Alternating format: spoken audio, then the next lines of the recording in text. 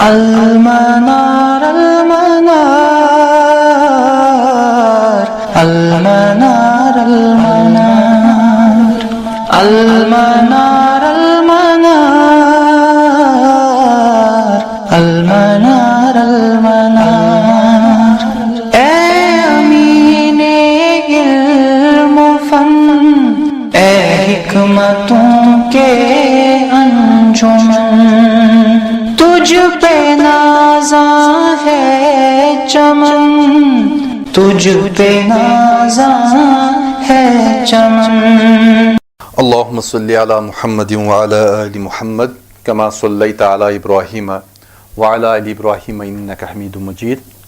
اللہم بارک علی محمد وعلی آل محمد کما بارکت علی ابراہیم وعلی آل ابراہیم انک حمید مجید۔ قال المؤلف فإن خفی السکوت بأن روى عن معاصره شيئا لم يسمع منه بصيغة تحتمل السماع وقد عرف أنه لقيه فهو المدلس وإلا فهو المرسل الخفي۔ گزشتہ 2 ہفتوں میں ہم نے مدلس حدیث اور مدلس راوی کو پڑھا۔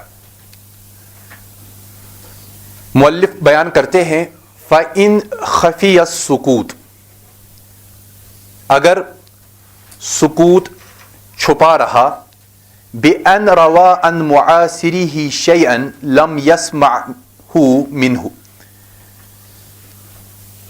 یہ سکوت چھپا رہا اس طرح سے کہ معاصر نے کوئی چیز بیان کی اپنے مبینہ شیخ سے، لم یسمعہ منہ، جو اس نے اس سے نہ سنا ہو، بصیغۃ تحتمل السماع، ایسے صیغے سے جو احتمال پیدا کرے سماع کا، وقد عرف انہ لقیہ، اور یہ چیز معروف ہو کہ اس نے اس سے ملاقات کی ہے، یعنی اس کا سماع اس سے حاصل ہو، لیکن جو حدیث یہ بیان کر رہا ہے اس میں اس کا سماع حاصل نہ ہو، تو ایسی حدیث کو کیا ہے کہیں گے؟ فہو المدلس، تو یہ حدیث مدلس ہے۔ وَإِلَّا، ورنہ یعنی اگر بات اس سے مختلف ہے، اس کے برعکس ہے، فَهُوَ الْمُرْسَلُ الْخَفِي، تو یہ مرسل خفی ہے۔ تو آج ہم المرسل الخفی یہ پڑھیں گے۔ المرسل، جیسا کہ میں نے مرسل میں اس سے پہلے بھی کہا ہے کہ مرسل سے لغتاً اس میں مفعول مراد ہے ارسل سے، ارسل یرسل ارسالن یا ارسالن، اور اسی سے اس میں مفعول بنتا ہے ارسل سے مرسل، اور اس میں فاعل بنے گا مرسل، تو مرسل اس میں مفعول ہے۔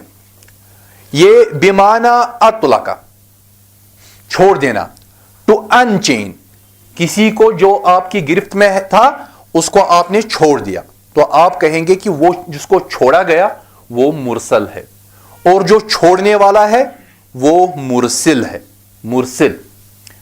اور دوسرا لفظ چونکہ یہ کمپوننٹ ہے، یہ 2 الفاظ سے ملا ہوا ہے، المرسل الخفی، تو دوسرا لفظ جو اس ترکیب میں ہے، ترکیب توصیفی میں صفت موصوف ہے، تو الخفی، الخفی مقابل الظاہر، خفی یہ اپوزٹ ہے ظاہر کے، جو چھپا ہوا ہو، یعنی جو ظاہر نہ ہو اس کو آپ خفی کہتے ہیں، یعنی ہڈن یا انویزبل، اس معنی میں خفی استعمال ہوتا ہے، اور یہ دونوں مل کر جو ترکیب بناتے ہیں وہ المرسل الخفی، یعنی وہ مرسل جو چھپا ہوا ہو، یعنی واضح مرسل نہیں۔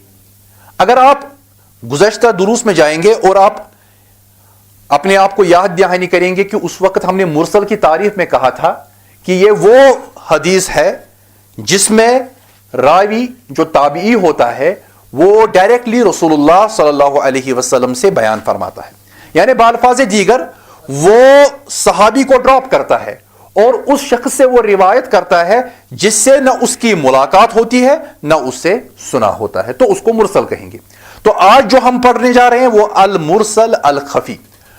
تو المرسل الخفی کس کو کہیں گے؟ هو الحدیث الذی رواہ الراوی، یہ وہ حدیث ہے جس کو روایت کرے راوی، امن آثرہ ولم یسمع منہ، امن آثرہ، یہ راوی ایسا ہوگا جس سے اس کی معاصرت ہوتی ہے، جو اس کا ہم زمانہ ہوتا ہے، جو اس کا ہم عصر ہوتا ہے، لیکن ولم یسمع منہ، لیکن اس سے اس نے سنا نہیں ہوتا ہے۔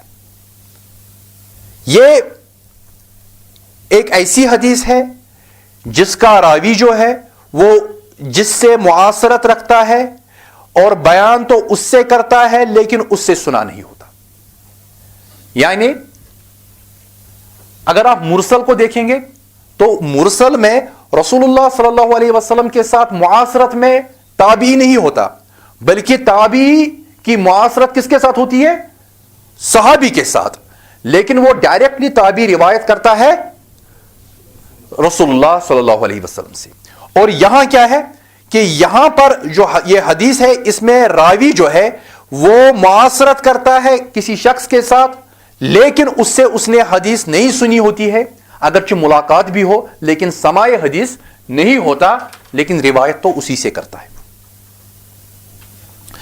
تو اس لحاظ سے مرسل خفی کچھ مختلف ہے اصل مرسل سے۔ تو یہ ارسال خفی بھی کہلاتا ہے کہ الارسال الخفی، ایسا ارسال، ایسی مرسل حدیث جو چھپا ہوا ہو اس میں، کیونکہ اس میں سکوت واضح ہے۔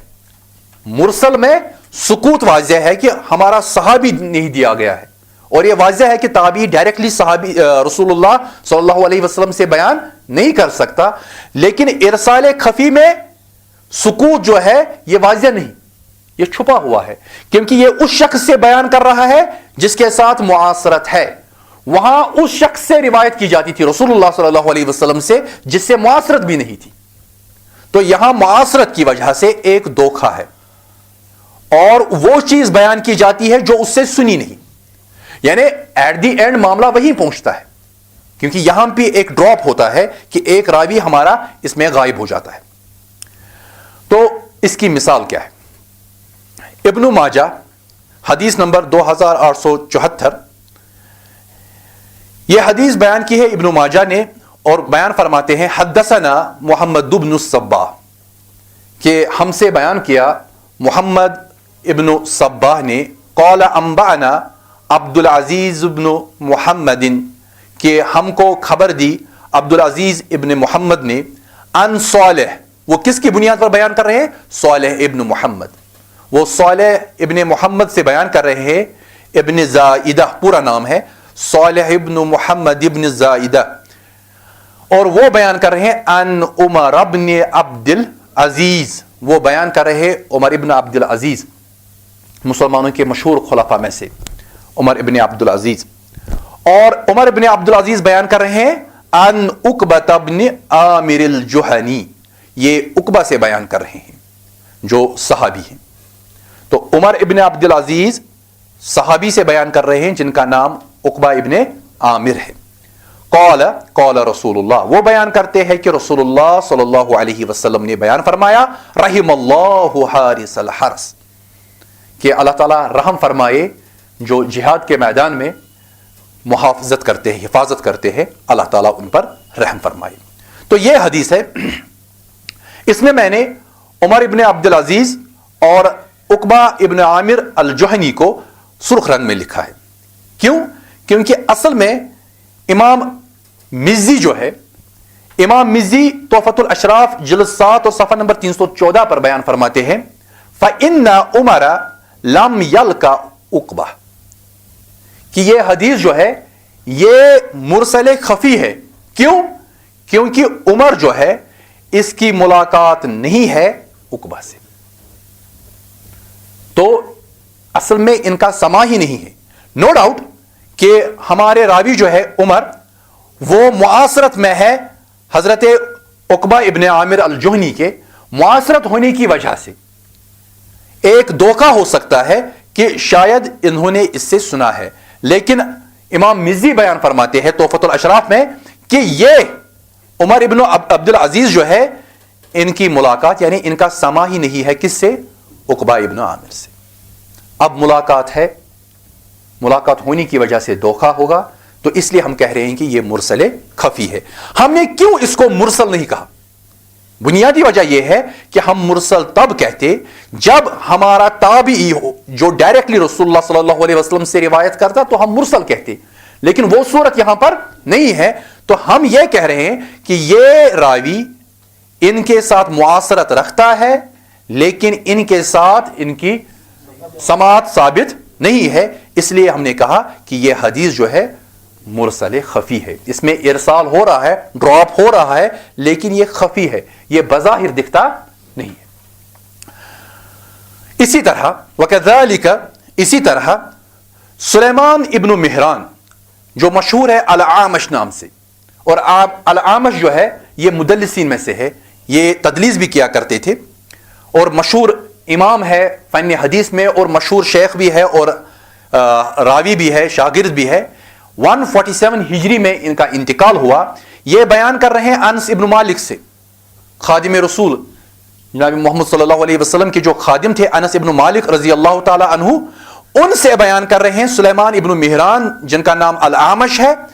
اور ان سے بھی ان سے استفادہ کرنا حضرت الاعمش کا حضرت انس ابن مالک سے استفادہ کرنا وہ ثابت نہیں، کیونکہ سمیع من یزید الرقاشی، انہوں نے اصل میں اعمش نے یزید الرقاشی سے سنا ہے اور یزید الرقاشی کا انتقال 119 میں ہوا ہے، اور انہوں نے ابان ابن ابی عیاش سے سنا ہے جن کا انتقال 140 ہجری میں ہوا ہے، اور وہ حضرت انس سے سنا کرتے تھے. نو ڈاؤٹ الاعمش نے دیکھا ہے حضرت انس ابن مالک کو.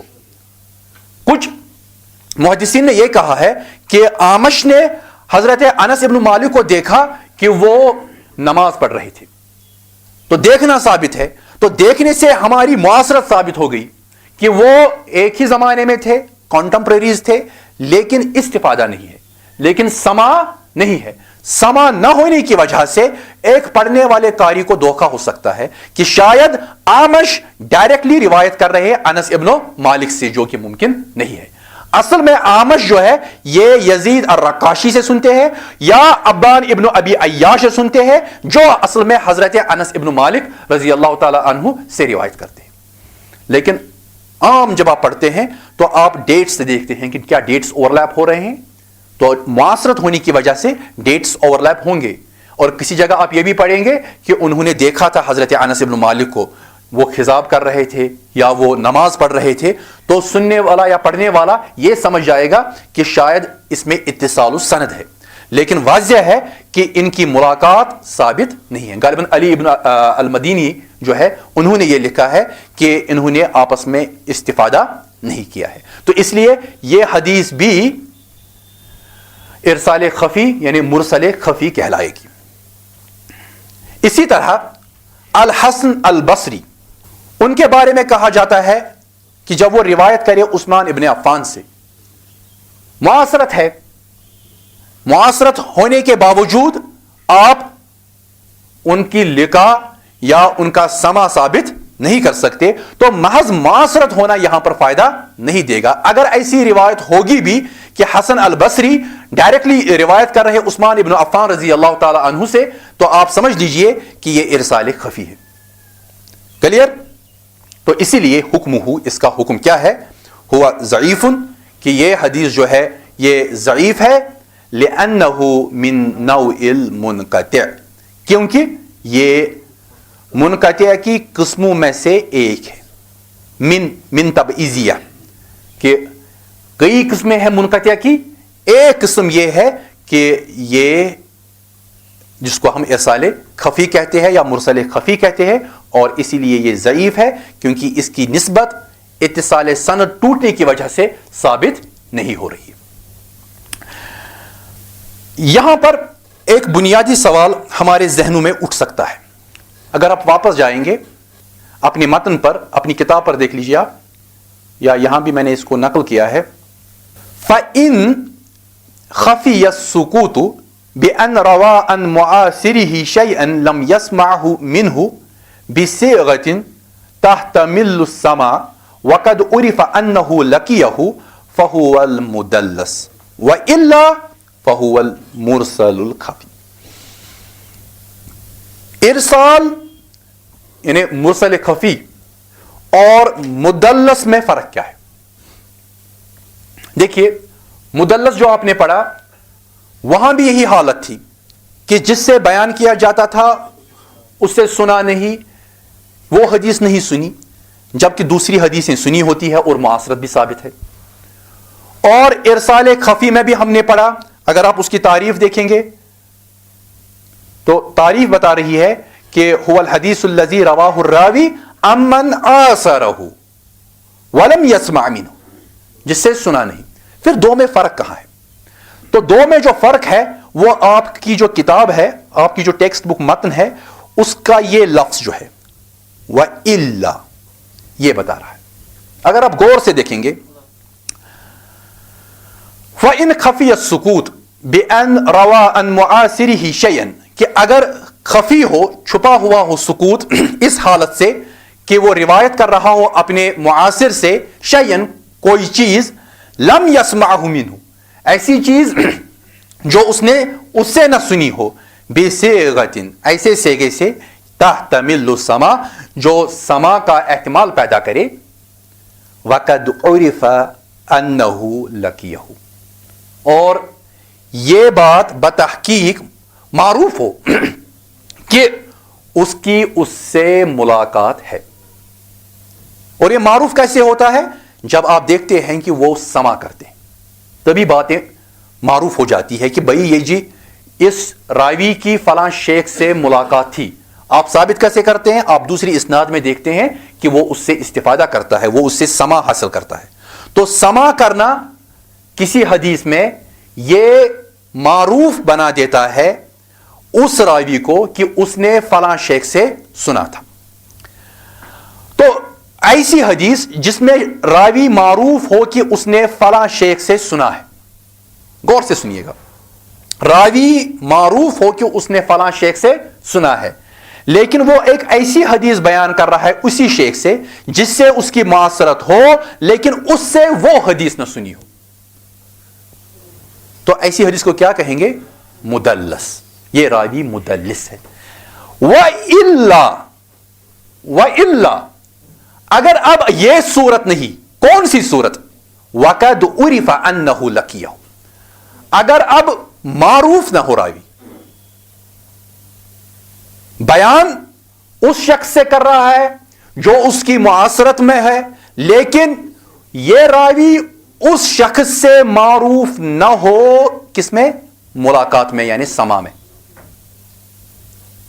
تو ایسی صورت میں کیا کہیں گے کہ یہ فہو المرسل الخفی، یعنی کہنے کو اتنا کہنا ہے کہ تعریف خود بتاتی ہے کہ معاصرت ہے لیکن اس سے سننا ثابت نہیں ہے، جبکہ تدلیس میں معاصرت ہے، سننا ثابت ہے لیکن اس حدیث میں نہیں جو حدیث اس سے بیان کی جاتی ہے۔ چھوٹا سا فرق، دقیق فرق ہے، اس فرق کو آپ اپنے ذہنوں میں بٹھا دیجئے کہ یہی بنیادی فرق ہے جس سے آپ ارسال خفی اور مدلس میں فرق کرتے ہیں۔ تو یہاں تک ہمارا وہ گروپ اقسام حدیث میں جو مردود تھا اس وجہ سے کہ بسبب سکوت فی السند، سند میں جو سکوت تھا اس سبب سے ہم نے جو ضعیف احادیث بیان کی تو وہ یہاں پر مکمل ہوتی ہے۔ پھر اس کے بعد ایک اور قسم شروع ہوتی ہے مردود کی ہی، چونکہ یہ انڈر چیپٹر جو ہے آپ کا المردود ہی ہے، مردود میں ہی پھر دوسرا شروع ہو رہا ہے المردود بسبب تعنی فی الراوی، کہ مردود راوی میں تان کے سبب سے، پہلے تھا مردود یہ سند میں سکوت راوی کے سبب سے، راوی گر گیا اور آپ کے راوی نے جمپ کیا دوسرے شیخ پر، یا راوی کو آپ نے چھپا دیا، اس کا حال مستور ہو گیا، اس کا حال مجہول ہو گیا، تو ہمیں یہ پتا نہیں کہ یہ راوی کون تھا, تو وہ ہمارے لیے گرے ہوئے راوی کی طرح تھا. جس طرح ایک ساکت راوی ہوتا ہے, ہمارے لیے اس کا ہونا نہ ہونا کسی فائدے کا نہیں. جس طرح آپ نے دیکھا کہ تسویہ وغیرہ میں یا تدلیس شیوخ میں دیکھا کہ راوی کا نام بدل دیا گیا. اب راوی تو ہے, نام ہے, یہ بھی پتا ہے کہ اس نے سنا, یہ بھی پتا ہے کہ اس کی ملاقات ہے, یہ بھی پتا ہے کہ اس کی معاصرت ہے, سب کچھ موجود ہے, لیکن ایک اور پرابلم ہے, تان, جس کی وجہ سے ہم حدیث کو مردود کہتے ہیں. تو چلیے التان, اب ہمیں تقریب التہذیب کی ضرورت پڑے گی, اس لیے تقریب التہذیب انشاءاللہ اگلے ہفتے سے ہم ساتھ میں رکھیں گے. التان, تان کس کو کہیں گے؟ النہر, نہر, اس میں ہم کہتے ہیں نہر کس کو کہیں گے؟ التان فی لبۃ الحیوان. تان پائرسنگ, جب آپ کسی چیز, نکیلی چیز کو کسی چیز میں داغ دیں, کسی چیز میں اس کو گھسا دیں, تو آپ کہیں گے کہ جی اس کو ہم نے تان کیا. آپ نے اونٹ کو دیکھا ہوگا, اونٹ کو کھڑا کیا جاتا ہے, اونٹ کا دل جو ہے تیز نکیلی چھری سے اس کو چھید کیا جاتا ہے, تو اس کو بھی آپ تان کہیں گے. تو تان جو ہے اصل میں یہ پنکچر کرنا, کسی چیز کو نوکیلی دھار سے پنکچر کرنا, تو وہ غبارہ بھی ہو سکتا ہے, وہ لبۃ الحیوان جانور جو ہے اس کا دل بھی ہو سکتا ہے. لبہ کہتے ہیں دل کو, تو اس کے لیے ہم نہر استعمال لفظ کرتے ہیں, اور تان اسی معنی میں استعمال ہوتا ہے. دیکھیے لفظ کی وہ, دیکھیے کتنی وہ سن کر ہی آدمی کے اندر جیسے یہ لفظ گھستا ہے, بہت ہی تیز لفظ ہے تان. معنی تانی پھر راوی, جب تان راوی میں ہو تو اس کے معنی کیا ہے؟ جب آپ راوی پہ تان کرتے ہیں تو یہ کیا ہے؟ یہ جرحہ باللسان من ناحیت عدالتہ او ضبطہ. جرحہ زخمی کر دینا اس کو, جرح کہتے ہیں زخمی کرنا. باللسان لیکن کس سے؟ زبان سے. زبان کا استعمال کر کے آپ راوی کو زخمی کر دے. من ناحیت عدالتہ, فرام دس سائڈ آف, یعنی کس سائڈ سے؟ اس کی عدالت کے سائڈ سے یا اس کے ضبط کے سائڈ سے. عدالت بھی ہم نے پڑھی ہے اور ضبط بھی پڑھا ہے جب ہم صحیح حدیث پڑھ رہے تھے. جو صحیح حدیث کی بنیادی ڈیفینیشن تھی اس میں ہم نے دونوں چیزیں پڑھی ہے, عدل اور ضبط. جب ہم کہتے ہیں کہ راوی عدل اور ضبط والا روایت کرے, راوی عدل اور ضبط والے سے, تو اس وقت میں نے یہ کہا تھا کہ عدالت کس کو کہیں گے اور ضبط کس کو کہیں گے. آپ اس کو پھر بھی دوبارہ دیکھ لیجئے گا. تو مجروح کر دینا, جرحہ مجروح کر دینا, جرح کرنا, اس نے عدالت میں جرح کی. جرح یعنی جو ہمارا کوئی ملزم وہاں پر ہوتا ہے تو اس پر اس طرح سے زبان سے حملہ کیا جاتا ہے قاضی کی طرف سے یا وکیل کی طرف سے, مد مقابل کا وکیل جو ہوتا ہے, کہ ہمارا ملزم مجرم بن جاتا ہے. ایک ایکیوزڈ جو ہوتا ہے, ایکیوزڈ پھر کنوکٹ ہو جاتا ہے, وہ اسٹیبلش ہو جاتا ہے کہ اس نے وہ غلطی کی ہے, تو اس کو ہم جرح کہتے ہیں اردو میں بھی. تو جرحہ, جرح اصل میں زخم کو کہتے ہیں, زخم دینا زبان سے, عدالت اور ضبط کے اطراف سے, عدالت اور ضبط کے حوالے سے یا لحاظ سے. ناحیہ کہتے ہیں side, from the side of عدالت اینڈ ہز ضبط, ایکوریسی. آپ کے مؤلف کا بیان ہے, میں نے ہو بہو اسی کو نقل کیا ہے, یہ مؤلف کا بیان ہے. قال المؤلف, مؤلف کہتا ہے, آپ کی کتاب میں لکھا ہے, میں نے صرف اس لیے نقل کیا تاکہ یہاں پر آپ سب فوکسڈ رہیں. والتان یکون بواحد من عشرۃ اشیاء, اور تان جو ہے یہ ہوتا ہے 10 چیزوں میں سے ایک کے ذریعے سے. بواحد من عشرۃ اشیاء, 10 چیزوں میں سے ایک چیز کی وجہ سے تان ہو جاتا ہے. خمسۃ تتعلق بالعدالت, 5 جو ان 10 میں سے ہیں ان کا تعلق عدالت کے ساتھ ہے. وہی, اور وہ کیا ہے؟ تو پہلا الکذب فی الحدیث النبوی, झूठ बोलना हदीस नबवी में। तो यहां देख लीजिए आप, ये कलाम का तरीका होता है। जब हम कहेंगे अल कज़िबु फिल हदीस नबवी, अल कज़िबु फिल हदीस नबवी, तो इसका मतलब यह है कि इससे बाहर भी रावी झूठ बोलता है। हम कह रहे हैं हदीस नबवी में झूठ बोलना, तो हमने फर्क किया आम जिंदगी में झूठ बोलना और हदीस नबवी के हवाले से झूठ बोलना। तो इंशाल्लाह जब वो मौका आएगा तो हम उसकी तफसील करेंगे। तो यहां पर हमने सिंपली अल कज़्ब नहीं कहा, हमने कहा अल कज़िबु फिल हदीस नबवी, हदीस नबवी के हवाले से, हदीस नबवी के बाब में रसूलुल्लाह सल्लल्लाहु अलैहि वसल्लम से जो चीज मंसूब की जाए उसके बाब में झूठ बोलना, ये एक है।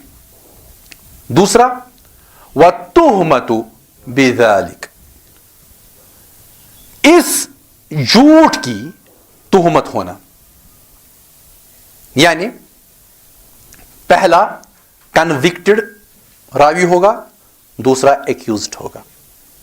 तुहमा कहते हैं जिसमें एक्यूजिशन हो, जिसमें आप इल्जाम लगाएं लेकिन साबित ना कर सके, उसको तोहमत कहते हैं। कश्मीरी में भी इस्तेमाल होता है, उर्दू में भी इस्तेमाल होता है तोहमत। तो तोहमत लगाई जाती है, साबित नहीं होती। और अगर साबित हो जाए तो आप पहली कैटेगरी में आएंगे कि अल कज़िबु फिल हदीस नबवी। ठीक। तीसरा देखिए, ये अदालत से ताल्लुक रखते हैं, और अदालत से ताल्लुक रखना देखिए, पहला जब हदीस नबवी में कोई झूठ बोले तो उसकी अदालत खत्म। दूसरा, जब झूठ की तोहमत हो तो उसकी अदालत खत्म। अगर पहले में 100% अदालत खत्म हो जाती है, दूसरे में फिर भी 80% खत्म हो जाती है, क्योंकि तोहमत है। इसलिए रुवात को ख्याल रखना पड़ता है कहीं कोई तोहमत न लग जाए। अगर तोहमत लग गई तो यह रावी खत्म नहीं होता, बल्कि उस रावी की सनद से जो हदीस आती है वो हदीसें हम तक फिर काबिल एतमाद ज़राए से नहीं पहुंचती। और तीसरा वह ज़ुहूरुल फिस्क, कि अगर रावी से फिस्क जाहिर हो जाए, तो यह भी, क्योंकि हमने मरुआ वगैरह पढ़ी है, अगर आपको याद होगा तो उस वक्त मैंने कहा था कि फिस्क से क्या मुराद है, ज़ंदका से क्या मुराद है, निफाक से क्या मुराद है। तो अपने ज़हन में उनको ताज़ा कीजिए। वह ज़ुहूरुल फिस्क, कि अगर रावी से फिस्क साजिर हो जाए, अगर रावी से फिस्क जाहिर हो जाए तो उसकी हदीस जो है वो मरदूद हो जाएगी। और चौथा वल जहलु बिहालिर रावी, कि रावी हमारे पास है, हमें नाम भी पता है, लेकिन वल जहलु, जहल, ये जहल जो है उर्दू का जहल और कश्मीरी का जहल उस माना में नहीं है, ये मजहूल के माना में है। मजहूल जो गैर मारूफ हो, वल जहलु, और गैर मारूफ होना जिसकी मारफत ना हो, किस हाल से, बिहाल रावी, रावी के हाल से। जब रावी के हाल से मारिफत ना हो तो यह भी उसकी अदालत को मजरूह कर देता है, क्योंकि एहतियात का तकाजा यह है कि हम तब तक किसी शख्स की बात ना माने जब तक उसकी हालत वाज़ेह ना हो। इंशाल्लाह तफसील अपने मकाम पर आएगी, फिलहाल मैं एक सरसरी जायजा ले रहा हूं इसका। और पांचवा व बिदअतुहु अल मुकफ्फिरतु, और उसकी ऐसी बिदअत जो बिदअत करने से वो काफिर बन जाए, यानी वो बिदअत जो नवाकिज़े इस्लाम में हो। आपने अकीदे के बाब में पढ़ा होगा कि नवाकिज़ुल इस्लाम वो चीजें, वो हरकत या वो अकवाल या वो अकायद जो इंसान को इस्लाम से बाहर निकाल देते हैं, उस इस्लाम से खारिज कर देते हैं। तो बिदआत में भी कुछ बिदआत ऐसी हैं जो इंसान को काफिर बना देती हैं। अगर रावी में वो बिदआत आ गई तो उसकी अदालत खत्म हो गई। तो इससे यह पता चला कि हमारे पास बिदआत जो है दो तरह की है, एक मुकफ्फिरा है और दूसरी वो है जो मुकफ्फिरा नहीं, जो फिस्क करवाती हैं लेकिन काफिर नहीं बनाती। तो ये 5 बुनियादी चीजें हैं जिससे रावी की अदालत मजरूह हो जाती। इंशाल्लाह एक एक करके हम इनको लेंगे, फिर एक एक पर एक एक किस्म बनती है, एक एक नहीं कई कई किस्में बनती हैं, तो इंशाल्लाह उसको हम अलग अलग लेंगे। उसके बाद वखमसतुन ततअल्लकु बिज़्ज़ब्त। अब देखिए इसके बाद 5 हैं جن کا تعلق ضبط کے ساتھ ہے. پہلی 5 جو تھی ان کا تعلق عدالہ سے تھا. تو عدالہ کیریکٹر آف اے راوی, جو راوی ہے اس کی بنیادی پہچان ہی اس کی عدالہ ہے, اور عدالہ مجروح ہو گئی, راوی ختم ہو گیا. ہم راوی کو کسی بھی صورت میں قابل قبول نہیں مانیں گے. لیکن اب دوسری لیول ہوتی ہے ایکوریسی کی, جس کو آپ ضبط کہتے ہیں. تو یہ ایکوریسی جو ہے اگر یہ کہیں پر ٹیمپر بھی ہوتی ہے, کہیں پر پرابلم بھی ہو جاتا ہے اس میں, تو ہم اس میں ایڈ آنز لیتے ہیں, اس میں ہم کمپنسیٹ کرتے ہیں, جس کی بنیاد پر ہم اس کو درست کرتے ہیں. وَخَمْسَةٌ تَتَعَلَّقُ بِالضَّبْطِ, اور 5 کا تعلق کس کے ساتھ ہے؟ ضبط کے ساتھ. وہی وہ 5 کیا ہے؟ فحش غلطی, جس راوی کی غلطیاں فاش ہو جائیں, یعنی ایسی غلطیاں جو بڑی بڑی غلطیاں کر دیں, ایسی باتیں کہیں جو اسٹیبلشڈ ٹروتھ کے ساتھ وہ اس کا متضاد ہو, اس کے مخالف میں جاتا ہو, تو ایسے راوی کی ایکوریسی ختم ہو جاتی ہے. وَكَثْرَةُ غَفْلَتِهِ, یا یہ راوی کیئر لیس ہو, لیکن وہ کیئر لیسنس اتنی زیادہ ہو کثرت کے ساتھ, تو ایسے راوی کی بھی ایکوریسی ختم ہو جاتی ہے, اس کا ضبط بھی مجروح ہو جاتا ہے. وَوَحْمُهُ, یا اس کو وہم ہو, یہ کہا تھا یا یہ کہا تھا, اور یہ وہم اس میں کثرت کے ساتھ آ جائے, تو اس سے بھی راوی کا ضبط جو ہے وہ مجروح ہو جاتا ہے. وَمُخَالَفَتُهُ لِلثِّقَاتِ, اور ثقہ راوی جو ہوں ان کے مخالفت میں وہ بیان کرے, ایسی صورت میں بھی اس کی بات کو لیا نہیں جائے گا. وَسُوءُ حِفْظِهِ, یا اس کا بدترین حافظہ, جس راوی کا حافظہ خراب ہو جائے اس کی بات بھی قبول نہیں کی جاتی. تو یہ 5 چیزیں جو ہے ان کو انشاءاللہ ہم ایک ایک کر کے لیں گے, اور اس میں سے بھی آپ انشاءاللہ دیکھیں گے کہ کئی قسمیں احادیث کی ایسی ہے جن کو ہم قبول نہیں کرتے. وجہ یہ ہے کہ ان میں یہ پرابلمز راوی میں ہوتی ہے.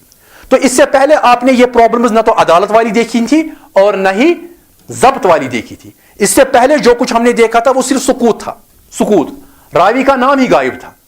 تو خدشہ اس وقت یہی تھا جب راوی کا نام غائب ہو جائے کہ ممکن ہے جو راوی حذف ہوا ہے, جو راوی گرا ہے, اس میں کہیں یہ تو نہیں ضبط یا عدالت کی پرابلمز تو نہیں, اسی لیے راوی کو حذف کیا گیا. یہی وجہ ہے کہ ہم نے مدلس راوی کے یہاں دیکھا کہ جب وہ تدلیس کرتا ہے تو کبھی کبھار اس کا جو شیخ ہے ان میں سے کسی پرابلم کے ساتھ پھنسا ہوا ہوتا ہے, جس وجہ سے وہ جانتا ہے کہ اگر میں اس سے روایت کروں تو میری بات کوئی سننے کے لیے تیار نہیں ہوگا, تو اس وقت وہ اس کا نام حذف کر دیتا ہے یا اس کا نام بدل دیتا ہے. ایسا نام, ایسی نسبت, ایسی کنیت, ایسا لقب استعمال کرتا ہے جس سے وہ پہچانا نہیں جاتا. تو یہ 10 چیزیں جو ہے یہ ہمارا تان بناتے ہیں کہ تان راوی پر کس نوعیت سے ہوگا. تو اس چیز کو سمجھنے کے لیے, کیونکہ یہ تو نعوذ باللہ ہم پر وحی تو نہیں آئے گی آج کے دور میں کہ دیکھیے فلاں راوی جو ہے اس میں یہ پرابلم تھی, اس پہ کام ہوا ہے, اور یہ کام امت کا سرمایہ ہے, سرمایہ افتخار ہے. اگر وہ کام آپ دیکھیں گے تو میں نے اس کی بنیادی جو ٹیکسٹ بک جو ہر ایک استعمال کرتا ہے تقریب التہذیب, اس کا استعمال آپ جب انشاءاللہ کریں گے تو اس میں آپ دیکھیں گے کہ ایک راوی جس نے حدیث روایت کی ہے اس کے بارے میں اقوال ہے کہ یہ راوی کیسا ہے. جیسا اس کے بارے میں حکم ہوگا ویسی قسم حدیث کی پیدا ہوگی. تو ان کے نام بھی الگ الگ ہے, انشاءاللہ ان کو ہم اپنے موقع پر انشاءاللہ تعالی پڑھیں گے. وآخر دعوانا ان الحمدللہ رب العالمین. اللہ ربی واحد وانا بذلك اشهد لا مبدئي واصول بالرغم ممن يجحد وشهادتي